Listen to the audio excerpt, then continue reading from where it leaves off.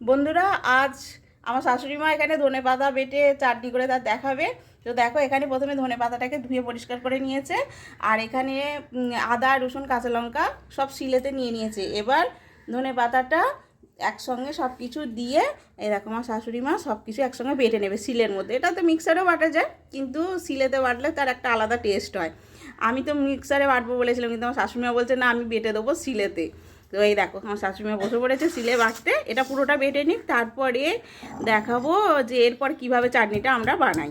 ঠিক আছে, পাতা বাটাটাতে এই দেখো এখানে একটু তেঁতুল ভিজিয়ে রেখে তার কাঁচটা বার করে রেখেছিলাম। এই তেঁতুলের এই কাঁচটা ওর মধ্যে মিশিয়ে দিচ্ছি। হ্যাঁ, এটা মিশিয়ে দিচ্ছি। দেখো, দেখেই তো জিভে জল চলে আসছে। ও, কুচোনাতে একটু নুন মিশিয়ে দিচ্ছি। নুনটা আপনারা শিলেও বেটে নিতে পারেন, ওই কাঁচা লঙ্কা রসুন আদার সঙ্গে, কিন্তু আমরা শিলেতে না পেঁয়াজ বাটি না।